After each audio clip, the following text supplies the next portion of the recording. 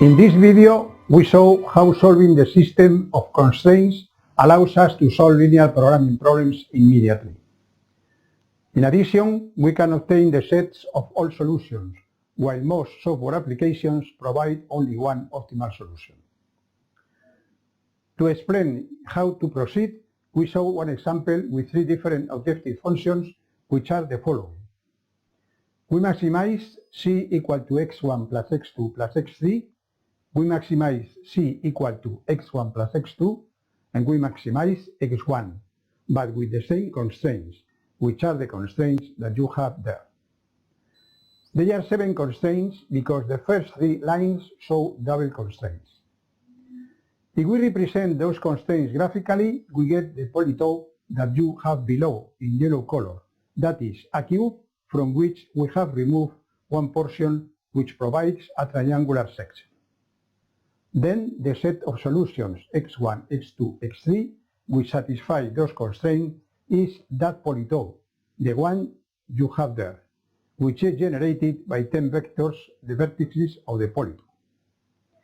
It is interesting to realize that the last 2 sets of constraints are equivalent, but the second, the parametric form, permits a direct solution of the linear programming problem, as we will see when the second requires more work.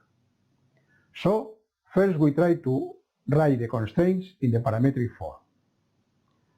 If we try to maximize the function x1 plus x2 plus x3, since the coefficients of x1, x2 and x3 are all 1, we multiply ahead by the vector 1, 1, 1, the matrix that defines as the polytope.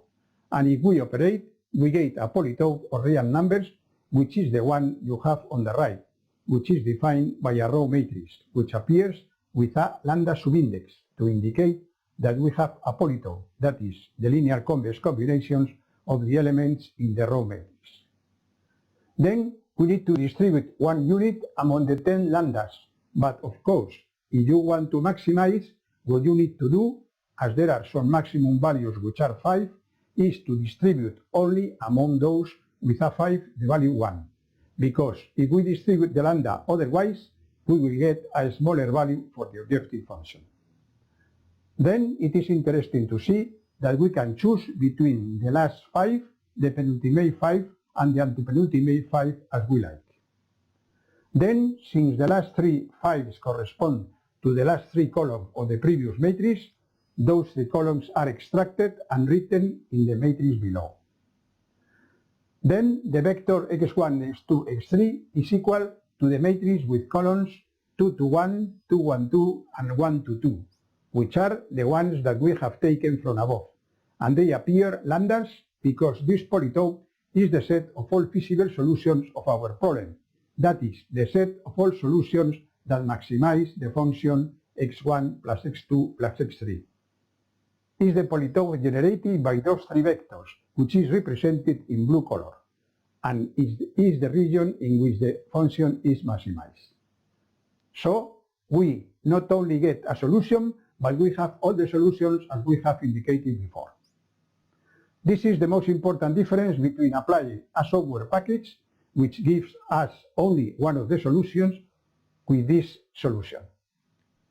They usually give you a vertex, that is, one of the 3 vertices, depending on what type of program you use and how you do it, but we go much further since we have all solutions.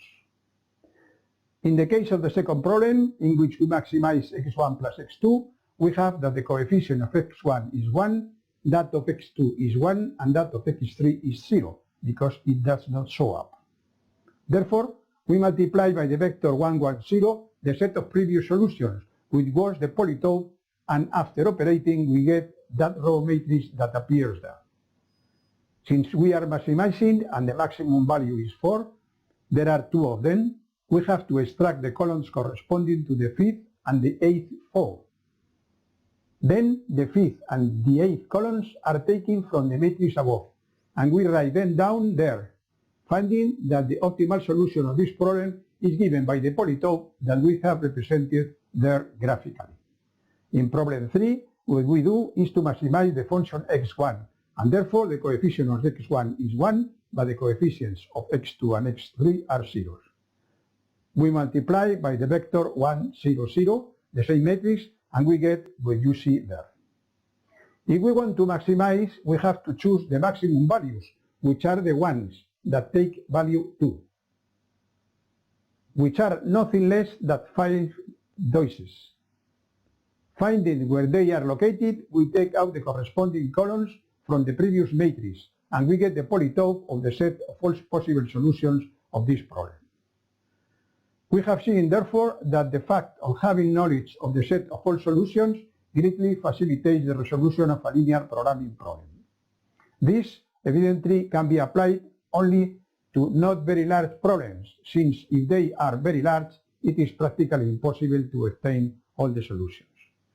I hope that this material we have seen, the structures of all the solutions of homogeneous and complete systems and the interesting applications to solve the problems of linear programming, has called your attention and led you to discover these very interesting applications of the gamma algorithm, as I promised you at the beginning.